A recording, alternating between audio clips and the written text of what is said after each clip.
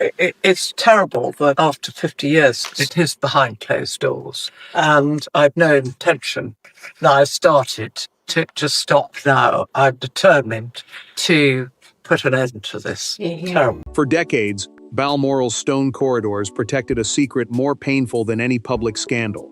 Now, a senior courtier has broken his silence, revealing that Diana was deliberately forbidden from entering one private chamber inside the Scottish estate. It was not an accidental slight, nor a temporary restriction. It was a standing royal order, and the man who enforced it still remembers the expression on her face when the door closed. Before we go deeper into what this really means for the royal family, make sure to subscribe so you don't miss a single update. Sir Alistair Penrose finally spoke through a recorded private interview supported by his written account, and his confession carried the weight of a man trapped by one memory.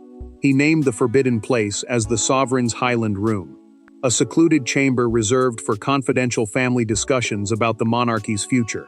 In simple terms, it was where royal matters were settled away from public eyes. Diana, despite being Charles's wife and the mother of William and Harry, was never granted access. Penrose remembered her standing feet from that door, while the Prince of Wales walked inside without her.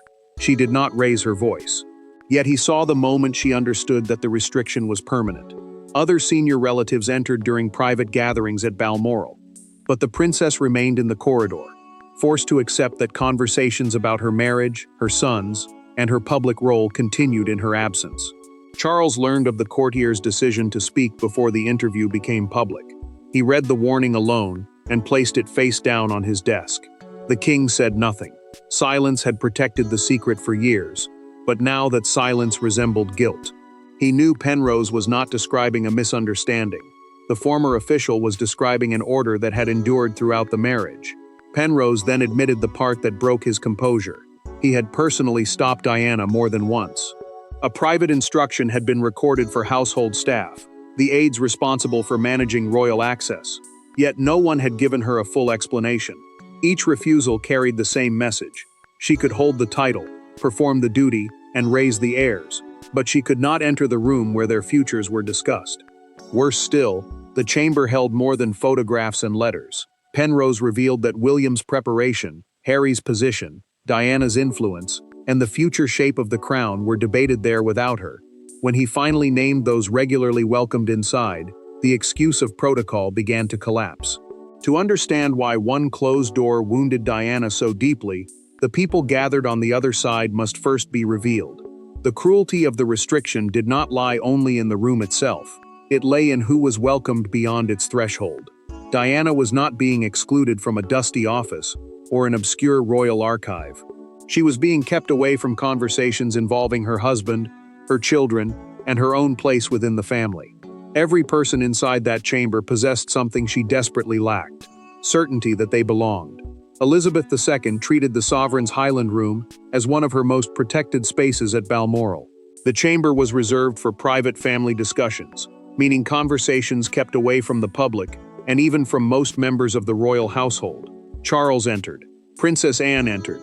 Senior courtiers and trusted advisors were welcomed when decisions demanded complete secrecy. Diana, however, remained outside, even when those decisions touched William's upbringing and her own responsibilities as Princess of Wales, the title given to the wife of the heir to the throne. Diana believed one evening would be different. She prepared carefully for a private gathering, convinced that her place beside Charles would finally be recognized. Then the moment came.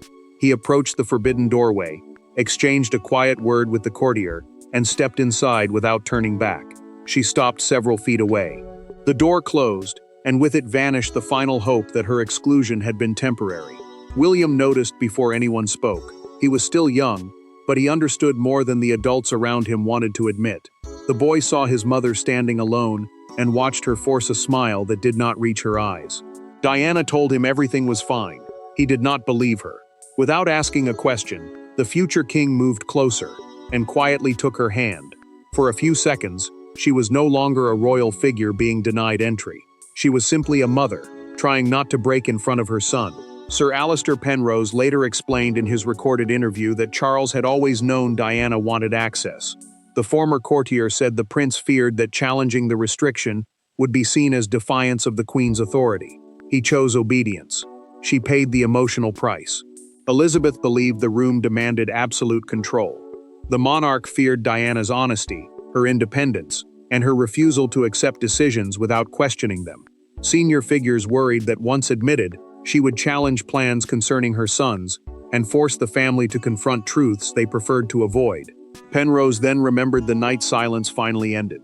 Diana stepped toward the door, faced him directly, and asked the question no one inside was prepared to answer. That night did not create the fracture, but it transformed years of discomfort into a royal order that could never be undone. Every royal rupture has a moment that later becomes impossible to forget. For Diana, it came during a rain-soaked evening at Balmoral in September 1989. A family discussion had begun without her, and this time the subject was not ceremonial duty or household routine. Her sons' futures were being discussed behind the closed door. When Diana discovered what was happening, she made a decision that changed her place within the family forever. Sir Alistair Penrose later identified that meeting in his recorded account as the specific trigger. Inside the sovereign's Highland room, a private chamber used for sensitive family decisions, William's education, his future royal training, and the amount of time both boys would spend under palace supervision were being discussed. Diana had expected to attend because the decisions concerned her children. Yet when the handwritten attendance card reached the household, her name was missing. Diana understood the message immediately. Charles was already inside. Elizabeth II had taken her place at the center of the discussion. Princess Anne had also been admitted. The mother of the two boys had been left outside. She did not send an aide. She did not wait for permission. She walked directly toward the chamber and told Penrose that no decision about William or Harry should be made without her presence. Penrose stepped in front of the door. The courtier repeated that the gathering was restricted, meaning only those personally approved by the sovereign could enter. Diana stared at him, removed one glove, and closed her hand around the brass handle. Her voice remained controlled, but the hurt beneath it was impossible to miss. She asked whether she was being excluded as a princess, as Charles's wife, or as the mother of the children being discussed. Charles heard every word.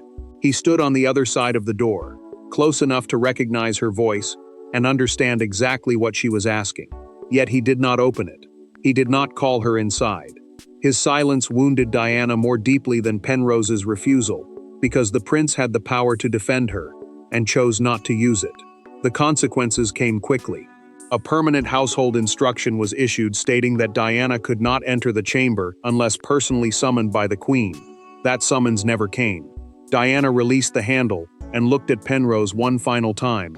She told him that one day, someone would have to explain why the monarchy feared her presence more than it feared her pain. Her words traveled through the corridor, and minutes later Diana confronted the one person who could have defended her, but chose not to move. Diana did not retreat to her room and weep in silence. She waited. When Charles finally emerged from the private chamber, she stood directly in his path and demanded the truth. No cameras were present. No advisors intervened. There was only a wounded wife, a conflicted husband, and a door that had become the symbol of everything their marriage could no longer survive. Diana remained in the corridor after the meeting ended. Other family members slipped away through a second passage, leaving Charles with no easy escape. Sir Alistair Penrose watched from a distance, understanding that the confrontation had moved beyond access to the sovereign's Highland room, the monarch's private chamber for confidential family decisions. The real question was whether she held any meaningful voice inside her own marriage. Charles saw the anger in her face before she spoke. Diana asked why courtiers and advisors were allowed to discuss William's future while the boy's mother was treated as a threat. She reminded him that the decisions being made would shape their son's education, his royal training, and the amount of control the palace would hold over his life. He listened, but he did not step closer. Charles answered with the language of duty. He said the room belonged to the sovereign, meaning the reigning monarch who held final authority over the household, and insisted that some responsibilities could not be governed by emotion. Diana's expression changed. She told him that using duty to erase her was not responsibility, it was abandonment. Penrose heard the words clearly. The courtier expected Charles to deny knowing about the exclusion, but the prince did something worse. He admitted that he had seen the meeting list before arriving at Balmoral. He knew Diana's name was missing. Her humiliation had not surprised him. He had accepted it before she ever reached the door. Diana demanded that he ask for the restriction to be lifted. She did not plead. She told him to choose whether he would stand beside his wife or continue hiding behind royal authority. Charles lowered his voice and gave the answer that ended any illusion of partnership. "That room is not yours to enter." Charles then stepped backward into the chamber. He closed the door himself. Diana stood motionless for a moment, but she refused to let him see her break. Penrose later revealed in his recorded account that the confrontation unsettled Princess Anne, who had heard enough from the second passage to question whether the family had crossed from discipline into cruelty. As Diana walked away, the silence behind her was broken by a royal voice that had witnessed enough and was no longer entirely willing to defend the decision. The order excluding Diana did not survive through accident or misunderstanding. It survived because powerful people continued enforcing it. At Balmoral, tradition could become law without ever being written publicly, and a private preference could harden into an invisible wall. Yet behind the Queen's authority, loyalties were beginning to divide. One royal believed discipline had been preserved. Another feared the family had crossed into deliberate humiliation. Elizabeth II held the final authority over the sovereign's Highland Room, the private chamber used for sensitive family discussions and decisions affecting the crown. She believed its secrecy protected both the royal household and the institution itself. Charles never openly challenged that belief. His silence gave the restriction strength, while Sir Alistair Penrose and the household staff carried out the practical task of stopping Diana whenever she approached. Princess Anne could no longer ignore what that silence had created. She spoke to the Queen privately and warned that keeping a mother outside discussions about her children risked turning discipline into punishment. Anne did not accuse her directly, but the meaning was clear. Diana was not asking to enter a room out of curiosity. She was asking to be heard when decisions about William and Harry were being made. The Queen remained composed. She listened without raising her voice, yet her hand paused while fastening a bracelet. Anne noticed. The monarch had heard the criticism, and for one brief moment, the certainty behind the order appeared less secure. Still, she refused to reverse it. She believed Diana's presence would bring emotion into discussions that demanded control. Penrose later disclosed in his recorded account that rank had never been the real issue. Diana was the Princess of Wales and the mother of a future king. No one could honestly claim she lacked standing.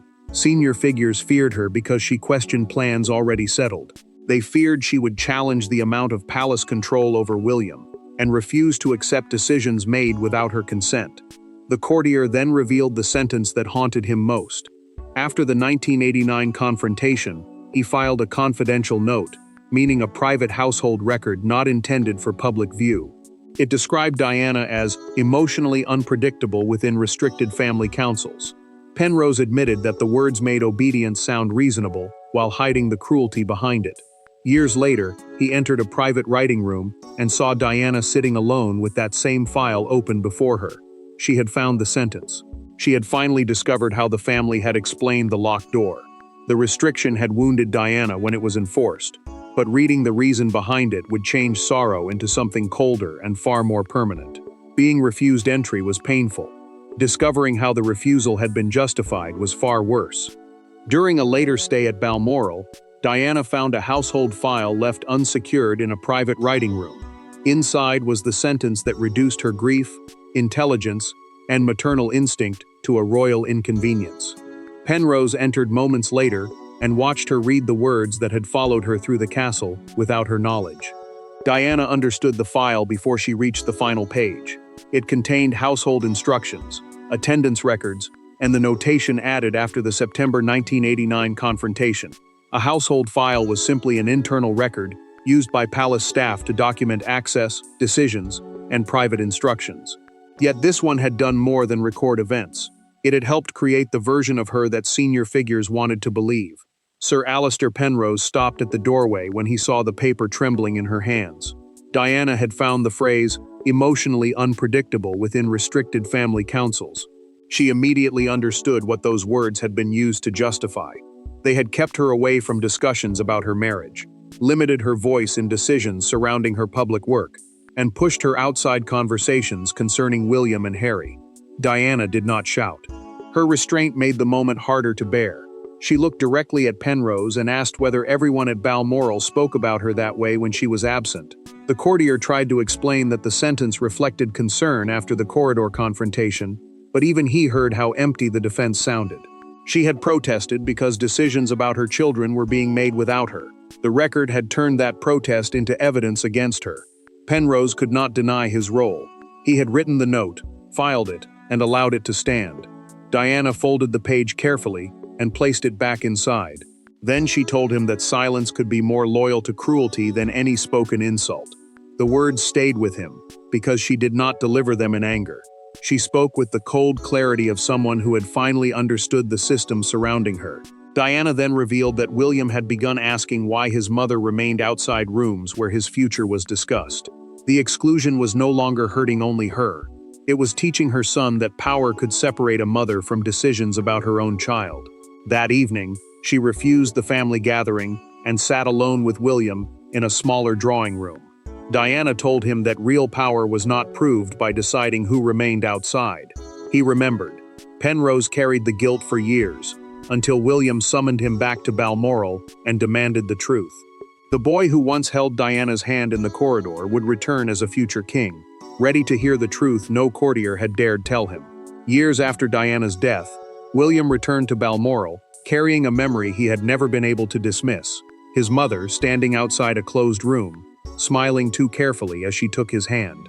He summoned Sir Alistair Penrose for a private conversation, with no aides, no secretaries, and no prepared palace language. The future king wanted one answer: who had ordered the exclusion, and why had no one stopped it? William chose a modest study for the meeting, and deliberately avoided the sovereign's Highland room.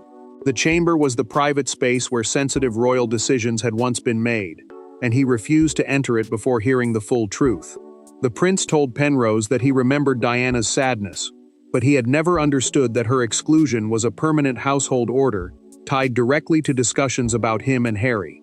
Sir Alistair Penrose did not hide behind protocol. He confessed that he had blocked Diana at the door, filed the damaging notation, and obeyed the instruction each time she returned.